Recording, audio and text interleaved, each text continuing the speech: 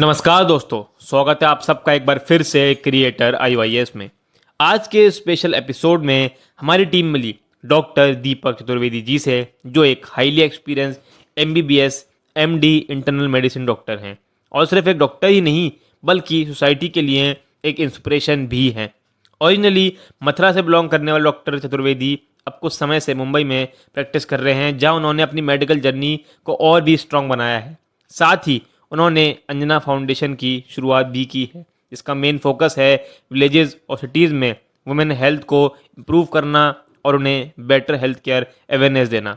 इस पॉडकास्ट में उन्होंने अपनी इंस्पायरिंग जर्नी, अपने एक्सपीरियंसेस और अपने फाउंडेशन के विजन के बारे में काफ़ी इंसाइटफुल बातें शेयर करी। तो वीडियो को एंड तक ज़रूर देखिए, क्योंकि ये सिर्फ एक कन्वर्जेशन नहीं, बल्कि एक पावरफुल, स्ट्रॉन्ग और डेडिकेशन और रियल इम्पैक्ट की कहानी है। सभी दर्शकों को नमस्कार। मुस्कुराता भारत की टीम आज मथुरा में है और हमारे संग हैं डॉक्टर दीपक चतुर्वेदी जी। सर, आपका बहुत बहुत स्वागत है हमारे इस शो में। Thank you Rishi, thank you so much, sir, धन्यवाद। कुछ बताएं अपने बारे में, इस प्रोजेक्ट के बारे में। मेरे बारे में तो कहने के लिए बहुत ज़्यादा नहीं है ऋषि। डॉक्टर हूँ, अदना से डॉक्टर हूँ। MBBS MD internal medicine. पैदाइश मथुरा की। जी। पहले 1 से लेकर 10 तक की पढ़ाई मथुरा में, केंद्रीय विद्यालय मथुरा कैंट में। 11वीं 12वीं की पढ़ाई, इतना बताना है ना। हाँ, बिल्कुल सर। 11वीं 12वीं की पढ़ाई दिल्ली में मॉडर्न स्कूल बाराखंबा रोड। उसके बाद में MBBS BJ medical college Poona. और एमबीबीएस के बाद में फिर बहुत सारे ऑप्शन खुलते चले गए, कुछ को लेता चला गया, कुछ को छोड़ता चला गया। एमबीबीएस के बाद में पीडियाट्रिक्स करने, मतलब बच्चों की जो डॉक्टरी होती है वो करने के लिए कानपुर गया, कुछ महीने किया, फिर लगा कि फील्ड शायद मेरे लिए नहीं है। फिर केईएम बॉम्बे चला गया सेठ जीएस में एमडी एनेस्थीसिया करने, जी। कुछ महीने वो किया। पर कहते हैं ना कि उसको कि बहुत जगह हम घूमते हैं और जहाँ मन की शांति मिलती है फाइनली फिर वहीं हमको डेस्टिनी पे आ रुकना जाते हैं। होता है। तो एमडी एनेस्थीसिया करते हुए फिर वो भी छोड़ दिया। फिर उसके बाद में फिर एमडी मेडिसिन किया जीएमसी मीरज सांगली से। उसके बाद में यूएसएमएलई करके, मतलब एग्ज़ाम क्लियर करके फिर यूएस जाने का सोचा था, फिर छोड़ दिया और फिर बम्बई में प्रैक्टिस चालू कर दी। सब बहुत अच्छा चल रहा था। जी। बहुत सिल्वरी, ग्लूमी, ग्लैमरस, मैं कह सकता हूँ इन शब्दों को, ग्लैमरस। क्योंकि परिवार की तरफ से कभी भी कुछ ऐसा प्रेशर रहा नहीं लाइफ में। और इस बात को मैं बड़े दावे से कह सकता हूँ और बड़े कॉन्फिडेंस से कि हम संभ्रांत परिवार है, अच्छा परिवार है, बहुत ही सपोर्टिंग फैमिली है। और जब मैं फैमिली की बात कर रहा हूँ तो खाली सिर्फ माता जी पिताजी नहीं, माता जी पिताजी भाई, और इन दैट वे हमारा जो एक्सटेंडेड सर, फैमिली है। अंजना फाउंडेशन अब मैं वहीं आ रहा हूँ। शुरू करने का आपको आइडिया कैसे आया? क्या इसके पीछे कोई खास रीजन? हाँ, ये बड़ी दिलचस्प कहानी है अंजना फाउंडेशन की। जी। आप ये समझ लीजिए कि अंजना फाउंडेशन का जो मुझे मोटिवेशन मिला, वो मोटिवेशन देने वाला जो इंसान था वो बहुत बड़ा फ्रॉड इंसान था। और इस बात को मैं बहुत फिर से जिम्मेदारी से कह रहा हूँ जी।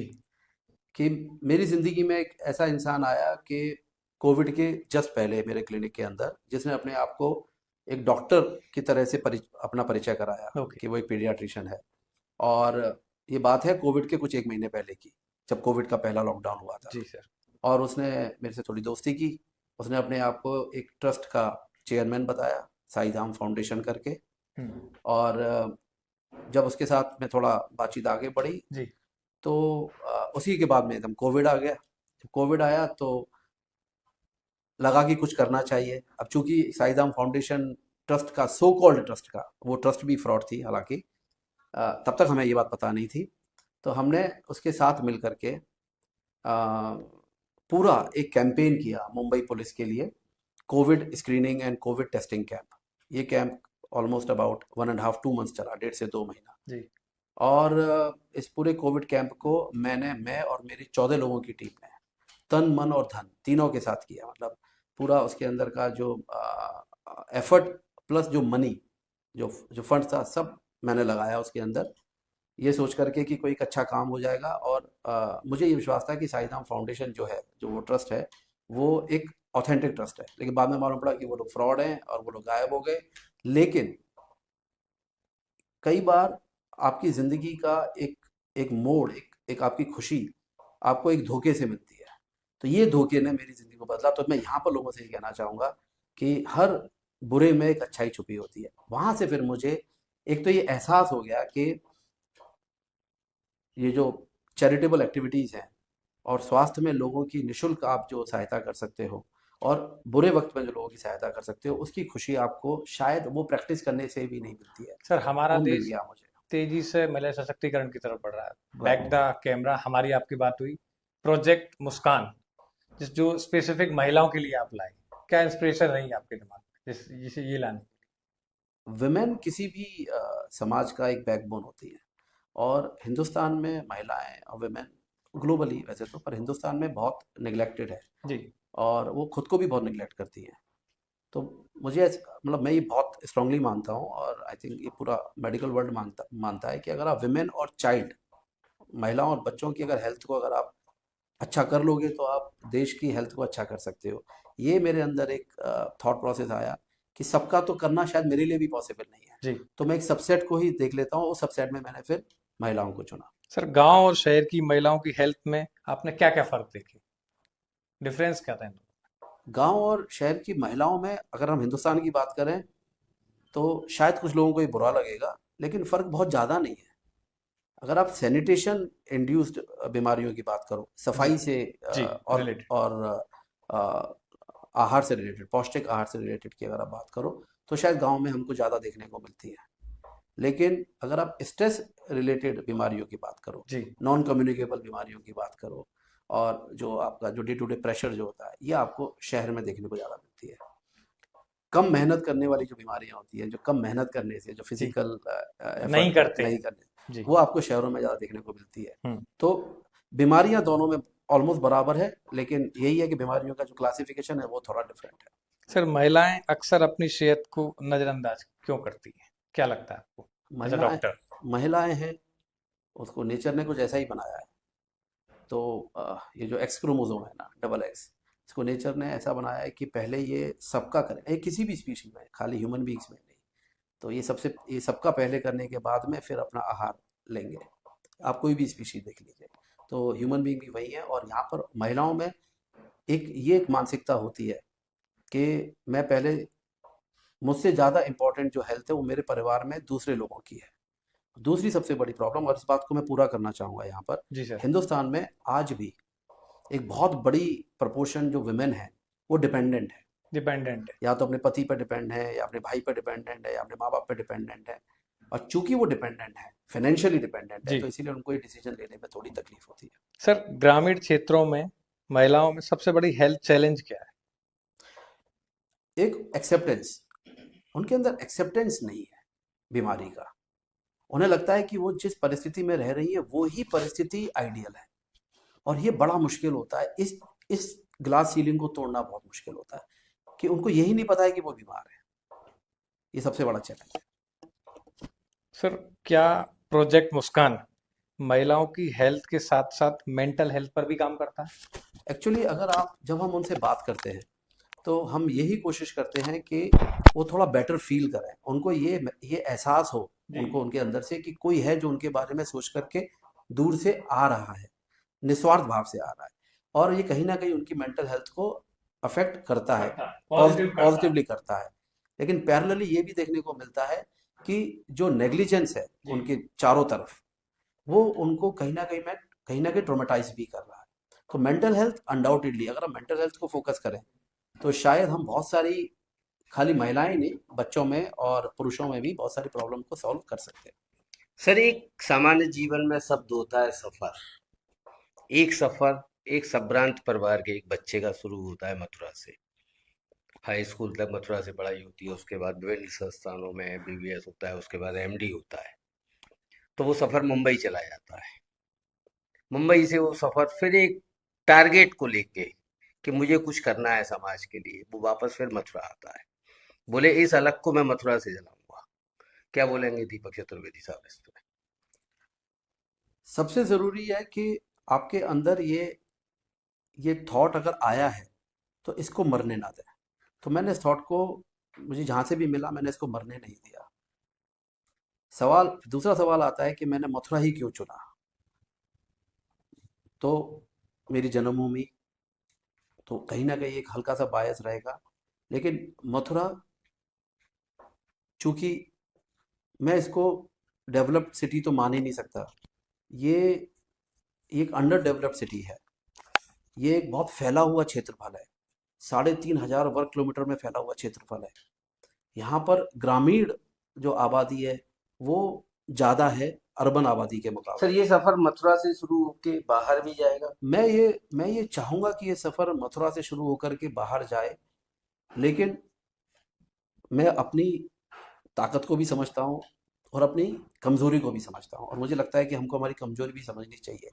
अभी नियर फ्यूचर में तो मुझे ऐसा लगता है कि अगर मथुरा के लिए भी अगर कुछ कर पाया तो शायद बहुत कुछ होगा, लेकिन हाँ, अगर मथुरा में अगर हमने अच्छा कर लिया तो हम मथुरा से बाहर भी जाना चाहेंगे, क्योंकि डॉक्टर वसुधैव कुटुंबकम हमारा फॉर्मूला नारा है, है, नारा फॉर्मूला है। है। डॉक्टर दीपक चतुर्वेदी साहब से अगर कहूं कि चेहरे पे मुस्कान और हृदय में मुस्कान, मुझे लगता है जो हृदय की मुस्कान होती है इस तरह के काम, क्या संदेश देंगे पब्लिक को? किसी बहुत अच्छा कहा है कि किसी की मुस्कुराहटों पे हो निसार, किसी का दर्द मिल सके तो ले उधार, किसी के वास्ते हो तेरे दिल में प्यार, जीना इसी का नाम है। मेरे ख्याल में ये 4 लाइनें मुकेश जी ने गा दी उस टाइम पर, अब इससे ज़्यादा कुछ कहने के लिए बचता नहीं है। एक व्यक्तिगत तौर पे क्वेश्चन कह रहा हूं कि आप डॉक्टर ना होते तो मुस्कुराहट के लिए क्या कहते?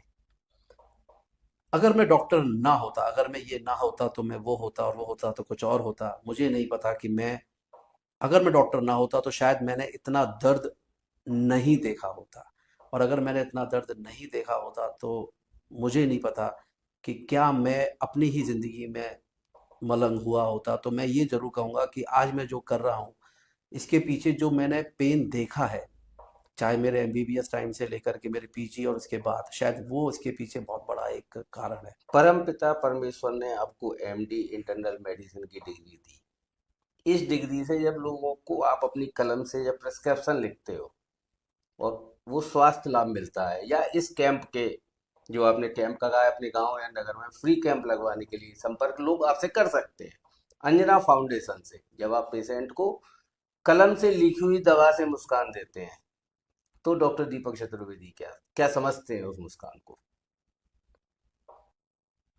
ये बहुत आध्यात्मिक सवाल है, और इसका जवाब सर हम ना शायद, मुस्कुराता भारत पे काम और कर रहे हैं। शायद और आपका मुस्कुराता भारत है, ये सवाल बहुत आध्यात्मिक आध्यात्मिक है, और मेरी जो मुस्कुराहट है, आई थिंक ये इस सवाल का सबसे अच्छा जवाब है। जब मैं अपने क्लिनिक के अंदर किसी मरीज को देख करके, और जब मैं उसको ठीक करता हूँ और उसके एवज में जब मैं उससे पैसे लेता हूँ, तो एक व्यवहार होता है, वो एक व्यापार होता है। पर जब मैं यहाँ आकर के कुछ करता हूँ तो वो मेरा लोक बनाता है, ये मेरा परलोक बनाता है। योगी राज भगवान श्री कृष्ण की जन्मस्थली मथुरा में हम लोग बैठे हुए हैं।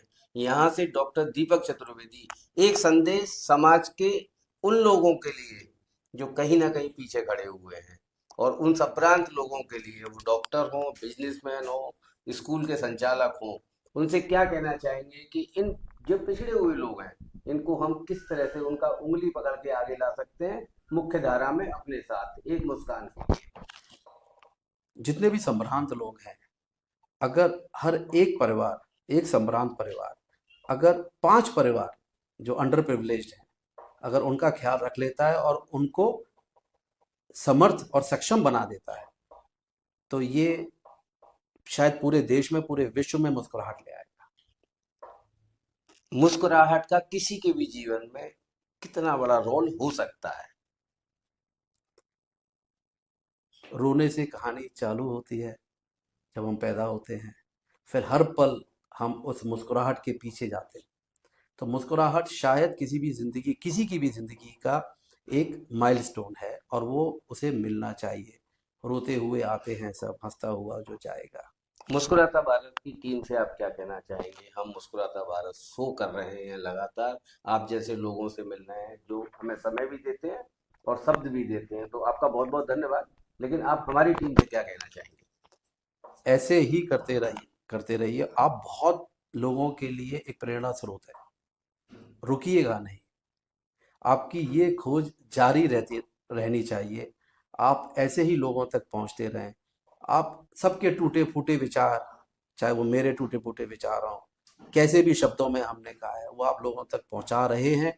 ये आप बहुत बड़ा काम कर रहे हैं, आप करते रहिए। और आज आपको हमारा शुक्रिया अदा नहीं करना है, आज हमको आपका शुक्रिया अदा करना है। और मैं चाहूँगा कि आपके चेहरे की जो मुस्कुराहट है ये हमेशा बरकरार रहे, क्योंकि आपके चेहरे की एक मुस्कुराहट, आपके चेहरे की जी जी। और आपके चेहरे की ऋषि, आप दोनों के चेहरे की मुस्कुराहट हजारों लाखों लोगों में मुस्कुराहट लेकर के आएगी।